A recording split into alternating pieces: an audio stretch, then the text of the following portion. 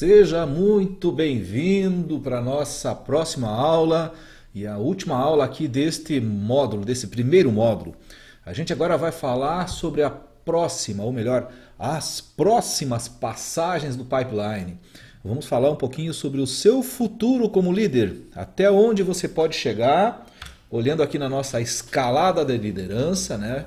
Se você é um cara que está assumindo pela primeira vez uma liderança, um cargo de liderança, você fez a primeira passagem recém, né?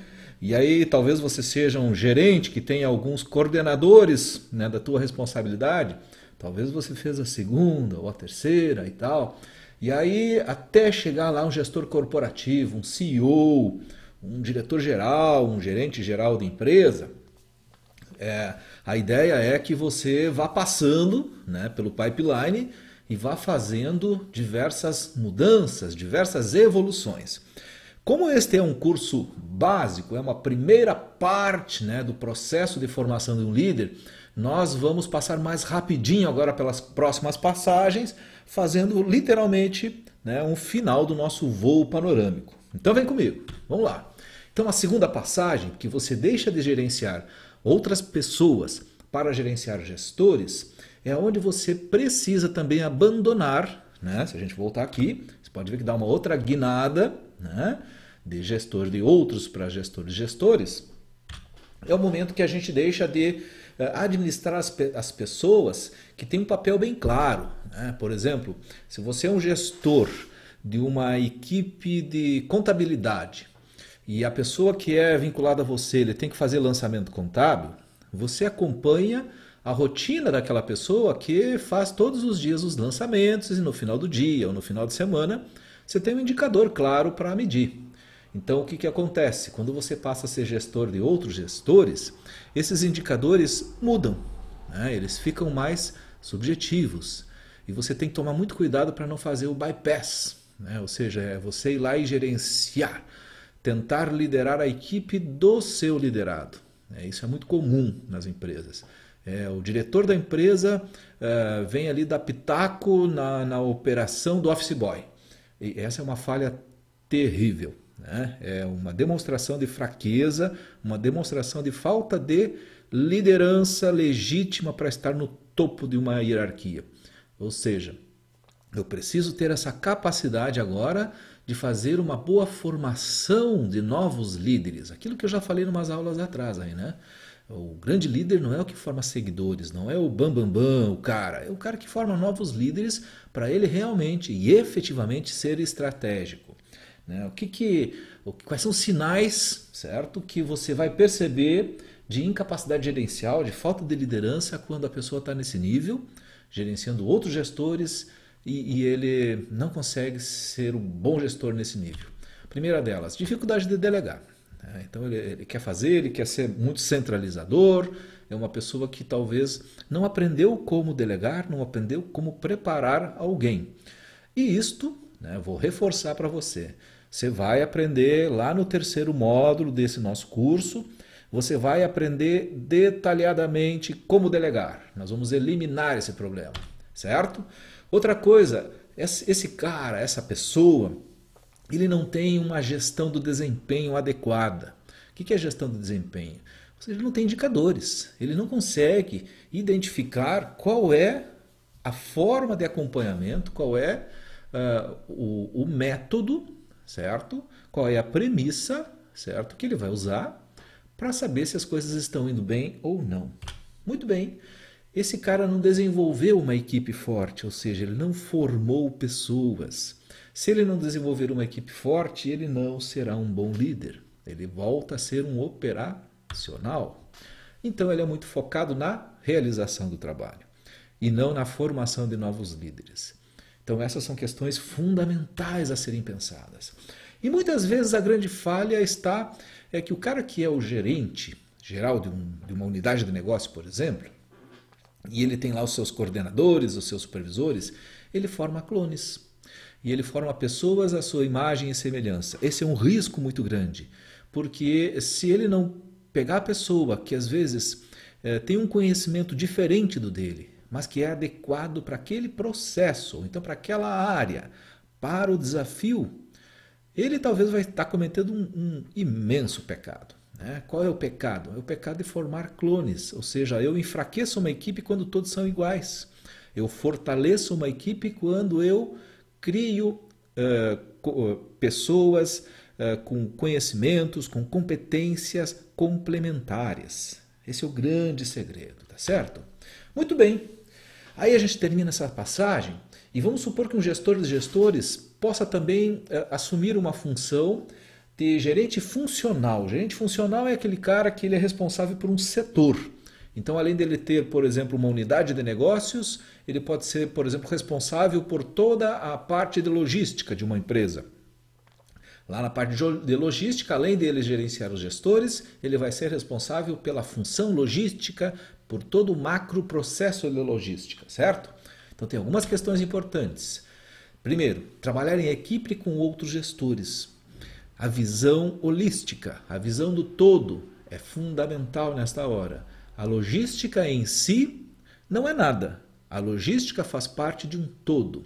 A outra coisa que ele vai ter que ter uma habilidade é de concorrer, de defender a sua área de negócios. Né? Então, concorrer por recursos na base do negócio, ou seja, é muito importante que quando você é responsável por uma área da empresa, que você mantenha essa área ou no nível, ou então até acima do nível das demais áreas. É uma certa competição interna. Né? Então, esse é o papel do gestor, né? De defender o seu território, fazer com que a sua área esteja sempre na vanguarda. Então, é importante, certo, que esse líder enxergue muito além do presente, muito além do final do dia, do final da semana. E essa é, talvez, a única forma de você manter uma vantagem competitiva sustentável. O que é uma vantagem competitiva sustentável? É você conseguir fazer com que a sua área esteja numa vanguarda, com que a sua área tenha uma tecnologia inovadora, ou então que tenha metodologias e processos muito eficazes, a ponto de enxergar lá no futuro, né, a sustentabilidade do negócio através do que você faz. Então esse passa a ser o grande desafio. Além dele gerenciar os gestores, além dele saber que tem pessoas fazendo o trabalho, ele tem que agora enxergar o todo. Né? Isso é legal. Então o gerente funcional tem essa função de enxergar as conexões, né, que existem dentro da organização, vinculando com o seu setor. É mais ou menos como essa função aqui, com esse desenho. Você tem um processo de negócio, você é responsável por esse processo, você tem que saber quais são os teus fornecedores, os teus clientes, você sabe que tem diversas atividades, recursos que você administra, você tem que planejar, organizar tudo isso, fazer funcionar e acompanhar, certo? Esse é o papel do gerente funcional, enxergar o todo. Então tem cinco requisitos que acho que vão ajudar você a pensar bem profundamente sobre o seu futuro como gerente. Afinal de contas, tenho certeza que se você ainda não é um gerente funcional, você vai chegar lá. Primeiro dos requisitos é pensar a longo prazo. Precisa pensar sempre pelo menos 3 anos à frente, certo? Segundo, eu preciso estar sempre atualizado. Então, assim, uma estratégia que não esteja alinhada ao que existe de mais avançado já nasce obsoleta. Né? Terceiro, eu tenho que ter um pleno e detalhado conhecimento do modelo de negócios, das metas e do direcionamento estratégico de longo prazo, certo? Sempre verificando algumas questões. O que a empresa está tentando realizar? Essa estratégia, né? Visão de longo prazo. Como ela quer se posicionar no mercado? Saber de posicionamento. Né? O que cada função deve fazer para contribuir com essa estratégia? E aí entra algumas questões importantes. Sabe aquela empresa que quer se diferenciar por ter um produto de maior valor agregado, quer cobrar mais que a concorrência? E aí você vai lá na área de logística dessa empresa, ela tem um caminhão velho, ela não tem a melhor esteira, ela não tem um sistema informatizado de estoque, e aí quando ela tem que entregar o produto para o cliente, ela atrasa, ou então entrega o produto errado. Isso aí é uma falha tremenda. A estratégia da empresa vai pro lixo, vai pro beleléu. Por quê? Porque o gerentinho lá da área de logística não está com conhecimento do modelo de negócio e não está atualizado. Esse cara quebra uma empresa, certo? Tenho certeza que você não será um cara desses. Né? Então essa é uma visão, terceiro requisito. Qual é o quarto? Considerar todos os aspectos da função voltados para a visão estratégica, ou seja, quando você assume qualquer área da empresa, que é uma área funcional, certo? Ou seja, eu sou responsável pela contabilidade. Eu, por exemplo, fui responsável pelo marketing de uma organização. Depois eu fui responsável por uma área administrativa, que administrava todos os recursos materiais dessa empresa. Nós tínhamos lá uma frota de 160 automóveis, de 22 caminhões. Então eu era o responsável por saber que tinha que funcionar esse negócio.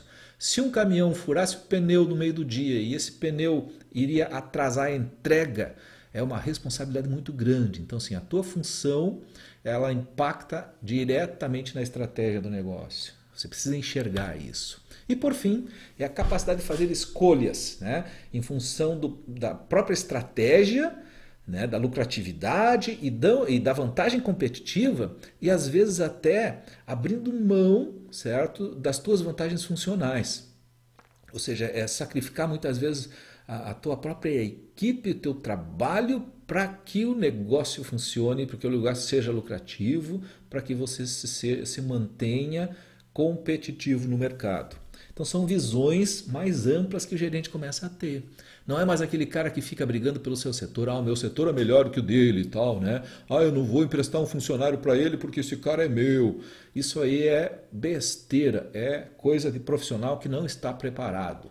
Vamos lá, aí a gente vai para a próxima passagem. A quarta passagem é quando o gerente funcional também assume uma gerência de negócios. Então você imagina que você passou lá por coordenador de um pequeno setor, depois foi promovido para ser, por exemplo, gerente da área de logística, né, que assumiu a gerência funcional de logística, e passaram-se mais alguns dias, alguns meses ou alguns anos, e você assumiu a gerência de uma unidade de negócio, certo? Então aqui você começa a ser o cara responsável por integrar todas as áreas. Então, ontem você era o gerente de uma das áreas. Hoje você é o cara que enxerga a tua ex-área e junta ela com todas as outras. Então, você tem que atingir um equilíbrio entre todas elas.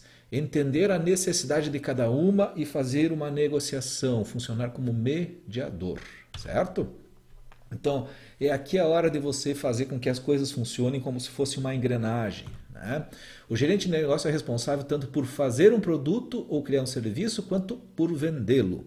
Então aqui não tem mais aquela coisa, ah, essa aqui é a minha área, a área X é do outro cara lá. Não, agora você enxerga o todo. Você tem que dar lucro, tem que aumentar as receitas e diminuir os custos. Então muda muito o valor, muda a forma de pensar, certo? Ou seja, não valorizo mais a minha própria função. Eu não sou mais o gerente de uma função, de uma área. Eu sou o gerente do todo. Então essa é uma das grandes mudanças que vai acontecer com você lá no futuro, certo? Provavelmente nós veremos isso lá quando a gente for fazer um curso avançado de liderança, certo? Então vem comigo. Depois tem a quarta, quinta e a sexta passagem, que para facilitar o nosso entendimento eu juntei tudo aqui. Porque pode ser que você trabalhe numa empresa pequena, numa empresa média ou talvez numa grande empresa. Dependendo do tamanho dessa empresa, você terá níveis hierárquicos, certo, diferentes. Então pode ser que essas próximas passagens elas variem de acordo com o tamanho de cada empresa em que você estiver trabalhando ou então na forma, se é uma estrutura mais achatada ou não, né, de funcionamento. Mas esse é um papo para a gente conversar lá no futuro, tá certo? Muito bem. Algumas questões fundamentais quando a gente chega lá no topo, quando você é o dono da empresa, quando você é o CEO, o diretor principal, certo? O principal gerente. Direcionamento estratégico. Então assim, a gente começa a se perguntar, será que esse é o produto certo? Será que a gente está no mercado certo? Será que a gente tem uma vantagem competitiva sustentável e viável? Será que a gente está se posicionando da maneira correta e sustentável? Né? O posicionamento diferenciado, eu agrego valor mais do que o meu concorrente, certo? São questões importantes para se perguntar. E também a gente pergunta se a gente está com o cliente certo. Né? Uma das grandes perguntas é você ter um produto adequado, mas saber para quem você vai entregar esse produto. Então isso é muito importante, certo? São questões que você começa a pensar, olhar para frente. Né? Depois disso a gente precisa também pensar na organização do nosso trabalho. Será que a gente tem um processo certo? Será que a gente está fazendo com que toda a organização funcione direcionando para a estratégia? né? Será que a nossa área de desenvolvimento de produtos é capacitada para entender o nosso cliente, certo? Para fazer uma pesquisa e entregar da melhor forma possível? Será que os nossos custos não estão altos? Será que a gente não tem uma inovação, né, que agilize alguma coisa, que reduza custo, que aumente vendas? Então as questões começam a ficar nesta linha de raciocínio, né? E também caem no nosso colo algumas questões organizacionais, ou seja, será que a gente está realmente funcionando da melhor maneira possível?